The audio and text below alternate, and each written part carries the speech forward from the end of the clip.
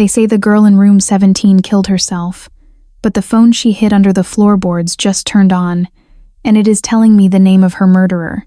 My name is Clara, an international journalism student assigned to dorm room 17, the cursed room where a student named Eleanor Vance supposedly took her own life 5 years ago. Everyone says she was depressed, but at midnight, I always hear 3 mysterious knocks on the wall, a rhythm that does not sound like a ghost, but like a desperate plea from the past. I did not believe it until I found her old phone hidden beneath the floor. Inside, the entire horrifying truth was captured in audio recordings. The suicide was actually a murder, and the final recording preserved the killer's chilling voice. Now, every day in class, I face an even more terrifying truth. That voice is a perfect match for Professor Alistair Blackwood, and the criminology professor who is teaching me how to solve crimes has no idea that he is my next case. Looking back, maybe everything was set in motion the moment I received the key to room 17. I came to Edinburgh with the rational mind of a journalism student, believing that everything in the world could be explained. I remember thinking that the story of Eleanor Vance was just a tired campus legend. A girl commits suicide 5 years ago. A room becomes haunted. I had heard similar stories at every old school. That was my first mistake, underestimating her story. The first 3 nights went by normally. I arranged my books, called home, and started getting used to the cold and the damp smell of stone.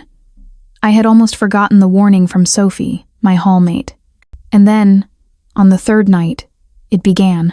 It was exactly midnight. I remember it clearly because I had just glanced at the clock. Knock, knock, knock. 3 knocks on the stone wall behind me. The sound was distinct and deliberate. At the time, I simply thought it was the room next door. But immediately after, I heard a whisper, a faint breath that I would never forget. The next day, I did what any rational person would do. I checked with the adjacent rooms. I reported it to the building manager, Mr. McLeod. I was met with shakes of the head and a dismissive explanation about the sounds of an old building. I believed it, or at least, I tried to. But the knocking did not stop. Every single night, at the stroke of midnight, those 3 knocks would sound again. I started losing sleep. The exhaustion made me doubt myself. I did something that seems so naive now. I set my phone to record overnight, hoping to capture concrete evidence.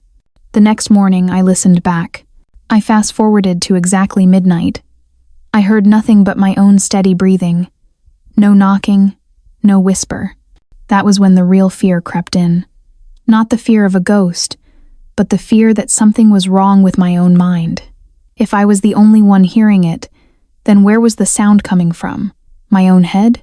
I was on the verge of giving up, of requesting a room change and forgetting the whole thing. But Eleanor would not let me. I will never forget the night I saw her. I woke up to a chilling cold. I opened my eyes and saw the silhouette of a person standing by the window, their back to me, looking out at the cemetery. I did not scream. I just lay there, my body frozen, my heart hammering against my ribs. I knew who it was.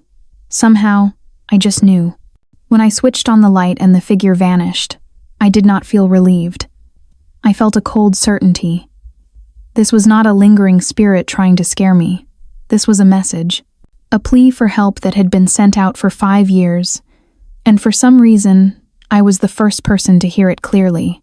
In that moment, I was no longer a journalism student facing a strange phenomenon. I had become the recipient of a message. And I knew, no matter how scared I was, I had to find out the meaning of those 3 knocks. After the night I saw the figure by the window, I stopped trying to ignore what was happening. I started to observe. I looked at the room not as a place to live, but as a crime scene. I touched the stone walls, examined every crack in the ceiling, checked every corner. I did not know what I was looking for, but I knew something was there. And then I found it. In the corner of the room, near the old sealed-off fireplace, there was a single floorboard that was slightly warped, raised just a little higher than the rest. It was hard to see. If you were not actively looking, you would miss it. I knelt down and tried to pry it up with my fingernails, but it was too firm. I took the small paring knife from my backpack and wedged it into the gap, pulling hard. The board groaned and then popped open. Beneath it was a small, shallow, hollow space. And inside, covered in a thick layer of dust, were two items: a small, worn leather-bound notebook and an old Sony Ericsson slider phone, the kind people used over a decade ago. My hands trembled as I picked them up. The notebook was empty, except for a few pages at the beginning that had been clumsily torn out. But it was the phone that made my heart pound. I pressed the power button. Nothing happened. The battery had been dead for a very long time. The first thing I did the next morning was go on eBay and find an old charger for that exact model. I paid extra for express shipping. The 2 days I spent waiting for that charger were the longest 2 days of my life. I hid the phone and notebook under a pile of clothes in my wardrobe, constantly feeling on edge, as if someone knew my secret. I did not hear the knocking anymore. The room was eerily silent, as if it were holding its breath with me. When the package arrived, I locked my door, plugged the charger into the phone, and just watched it. A few minutes later, the screen flickered, displaying the Sony Ericsson logo, and then lit up. It worked. There was no SIM card, no messages. But when I went into the media folder, I found a subfolder titled Recordings. Inside were dozens of audio files, named simply by date. I plugged in my headphones, took a deep breath, and pressed play on the first file.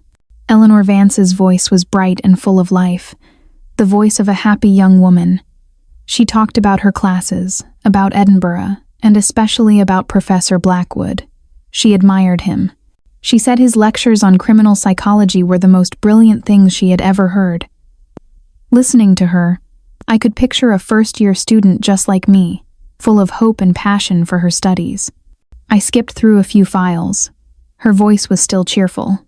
But then, I stopped on a file from about the midway point. The voice had changed. The brightness was gone, replaced by an anxiety she could not hide. She talked about being chosen by Professor Blackwood to be his personal research assistant. She spoke of meetings outside of class, of emails he sent late at night. She used this exact phrase, "I feel so special, and so scared at the same time." At that moment, a chill ran down my spine. I scrolled to the very last file. It had a different name from all the rest. It was titled Never. I pressed play. The recording began with static and the sound of Eleanor sobbing. Then a man's voice came through, deep and authoritative. "I will never forget that voice. Do you really think you can destroy me with a few baseless accusations, Eleanor?" It was Professor Blackwood's voice.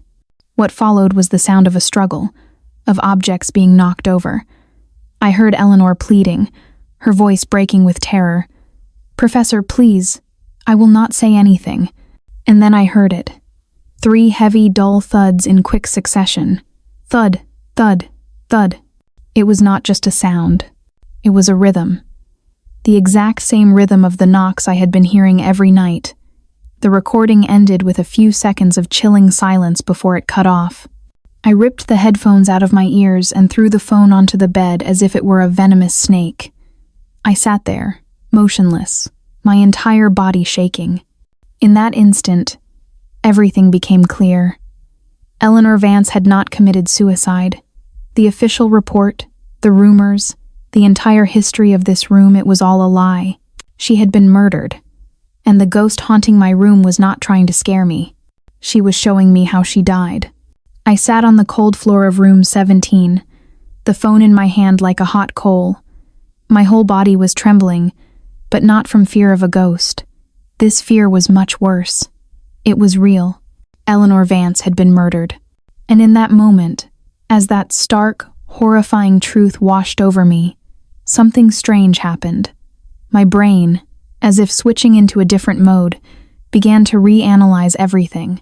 The strange phenomena that had tormented me for weeks were no longer messages from another world. They were puzzles, and now I had the solutions. I suddenly remembered the words of the building manager, Mr. McLeod. "This building is nearly 300 years old. The pipes, the floorboards." I had dismissed his explanation, but he was half right. Street Cuthbert's Hall used an ancient steam-based central heating system, timed to start up at midnight to warm the pipes for the morning. The sealed-off fireplace in my room was still connected to the system. Every time the boiler kicked in, the sudden increase in pressure caused an old valve or a stuck joint inside the wall right behind my bed to expand and knock 3 times in a row. Knock, knock, knock. It was a purely mechanical sound, repeating every day at the same time. It was not an echo of the murder, but in a chilling coincidence, its rhythm perfectly matched the final 3 impacts on the recording. My own brain, primed by fear and then confirmation from the tape, had assigned that meaningless sound a terrifying significance. Next was the whisper. This sound was fainter, less regular than the knocking. I replayed Eleanor's final recording in my head. The screams, the pleas, the impacts, but there was absolutely no cry for help like that. That sound was not in the evidence. So where did it come from? I stood up and walked to the window, where I always felt a draft. I ran my hand along the old wooden frame. In the bottom right corner, the paint had peeled away and the wood had rotted, creating a tiny, almost invisible crack. I pressed my ear close. The Edinburgh wind whistled through it, creating a very faint, drawn-out sigh. I closed my eyes. I remembered reading about a psychological phenomenon called auditory pareidolia, the tendency of the human brain to interpret random sounds as familiar words, especially when under stress or fear. And I had been in that state, exhausted, anxious, and haunted by Eleanor's story. My subconscious, in its effort to find meaning, had automatically translated that meaningless whistle of wind into the cry for help I was expecting to hear. Finally, there was the most terrifying thing, the image of the long-haired girl by the window. This was the hardest to accept because I had seen it with my own eyes. It felt so real. But I also knew that, during that week, I had barely slept. I was in a state of severe sleep deprivation and extreme stress. What I had experienced is called a hypnopompic hallucination. I had read about it. It is a real neurological phenomenon that occurs when a person is waking up, but their brain has not fully transitioned out of a dream state. My brain, obsessed with the story of the long-haired girl, projected that image onto my retina for a few brief seconds before I was fully awake and turned on the light. It felt 100% real, but it never existed outside of my own mind. After reasoning my way through everything, I was no longer afraid of the room. Instead, I felt a cold rage and a steely resolve. The ghost did not exist, but the monster who killed Eleanor did, and he was still walking free in this very university. The fear was gone. In its place was a cold focus. I had the core piece of evidence, Eleanor's final recording, but I knew it was not enough. I could not just walk into a police station with an old, untraceable phone and an unbelievable story. They had closed this case 5 years ago. They would think I was delusional, or worse, that I had fabricated everything. No, I needed to build a case file myself. The recording was the heart of it, but I needed to build the flesh and bone around it. My first move was to go to the university library. Not to borrow books, but to access the digital archives. I spent hours reading every article from the Scotsman and student publications from the time of Eleanor's death. Every report repeated the same story. A young female student had committed suicide due to academic pressure. But then I found a detail I had overlooked before, a detail that made me stop. The police had found a suicide note on Eleanor's laptop. It was typed. I sat up straight in my chair. Typed. A person in the depths of despair, about to end their life, could calmly sit down, open their computer, carefully type out a letter, and save it? It was too illogical. A handwritten note would carry emotion, tremors, haste. But a typed note was cold, impersonal, and could have easily been written by someone else. That was the first crack I found in the perfect facade of the suicide. Next, I needed to learn about my enemy. I went to the department website and looked up Professor Alistair Blackwood's profile. Everything I read only deepened my outrage. He was a brilliant academic, a leading expert in criminal psychology. He had written 2 books, one of which was titled The Predator's Mind: How Criminals Conceal Their Behavior. The irony almost made me laugh. He was not just a murderer. He was an expert on how to murder without getting caught. He had used the very knowledge he taught to stage a perfect crime. I knew what I had to do. I needed to get close to him, to observe him, to hear his voice again in a normal context to solidify my evidence. The following week, I went to the department office and enrolled in his elective course, criminal profiling. The first day I walked into that lecture hall, I saw Alistair Blackwood at the podium. He was dapper in a tweed suit, his voice deep and charismatic, easily commanding the admiration of the 100 students sitting below. He was talking about psychopaths, about how they blend into society undetected. I sat in the third row, staring right at him, my hand gripping my pen tightly. Everyone else saw a respected professor. I saw a monster. The classroom was no longer a place for learning. It had become my observation post, and my prey was the man at the podium. The classroom was not enough. I needed undeniable proof linking Blackwood's voice to the recording. I needed to record him in a private, clear setting, free from the ambient noise of the lecture hall. I waited for his office hours. I knocked on the door, my hand clutching the phone in my jacket pocket, my thumb resting on the record button. My excuse was a question about a detail in his book. He invited me in. The room was paneled with dark oak, filled with shelves of books, and smelled of old paper and coffee. He sat across from me, polite and patient. I started asking my question, and the moment he began to answer, I pressed record. My heart was beating so hard I was afraid he could hear it. I managed to keep the conversation going for 5 minutes. Those 5 minutes felt like an eternity. That night, back in room 17, I locked the door. I plugged my headphones into my laptop and opened 2 audio files side by side, the one I had just recorded, and Eleanor's final file, the one named Never. I listened again and again. I compared them. It was not just the deep tone. It was the way he emphasized the "te" sound at the end of certain words. It was the way his voice dropped with authority when explaining a complex point. It was a tiny pause he always took before saying something important. It was a perfect match. There was no longer a shred of doubt. A chill went down my spine, but it was not fear. It was certainty.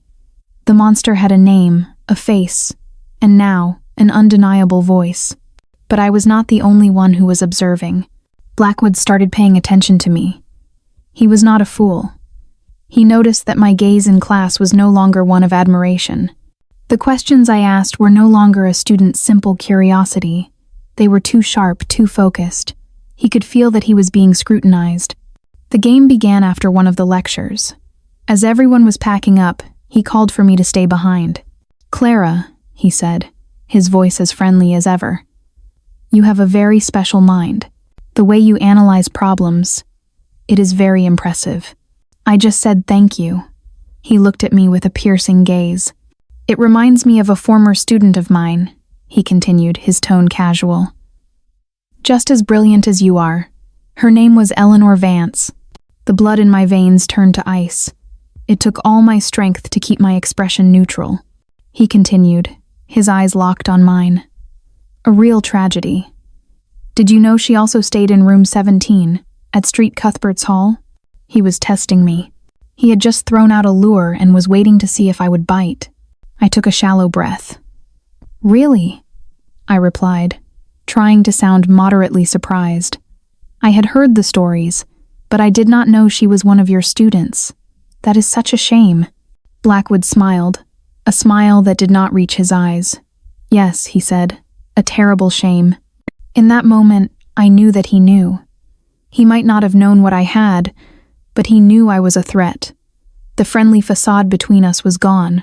This was no longer a conversation between a professor and a student. It was a warning. I was walking on very thin ice, and the monster beneath it was awake. Our silent confrontation could not last forever. He knew I was a threat that needed to be eliminated. I knew I had very little time left. And then, the trap was set. It came in the form of an email from his university address, sent at 10 o'clock at night. The subject: research material. "Hello, Clara," the email read. I have just come across some very rare source material related to your essay topic. It is located in the restricted section of the old library. Meet me there at 8 p.m. tomorrow and I will show you. Alistair Blackwood. I read the email 3 times. The old library, at night, was almost completely empty. A perfect place to make someone disappear. This was not an invitation. It was a sentence.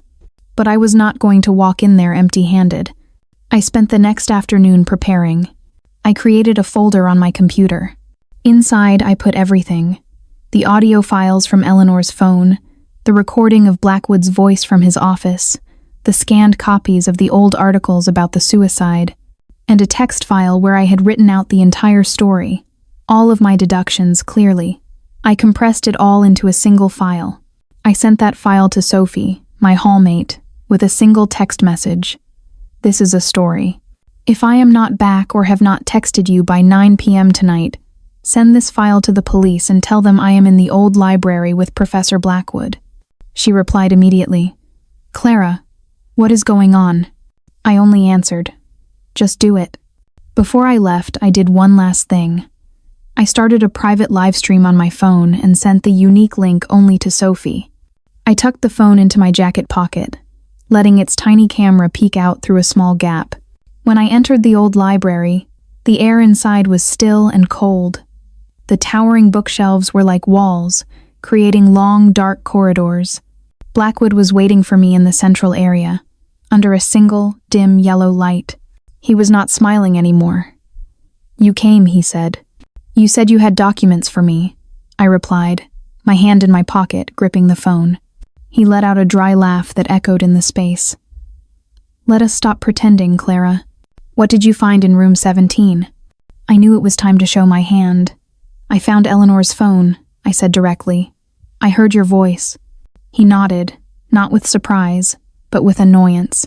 He began to circle me, like a wolf stalking its prey.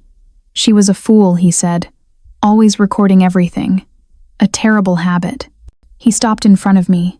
I gave her everything, attention, favor, but she was too weak. When I demanded a little more, she threatened to expose me. She did not understand she was playing with fire. He said everything, his voice full of arrogance. He recounted the argument in room 17, how he lost control. He proudly boasted about how he had written the suicide note and staged the perfect scene. It was an excellent practical exercise, he said, his eyes gleaming. A perfect crime that no one could ever solve. You were wrong, I said. Eleanor left a witness. And that witness is going to disappear tonight, he said, stepping toward me. At that exact moment, the heavy oak doors at the end of the library burst open. Flashlight beams cut through the darkness, landing directly on Blackwood's face. The shout, "Police! Do not move!" echoed through the hall.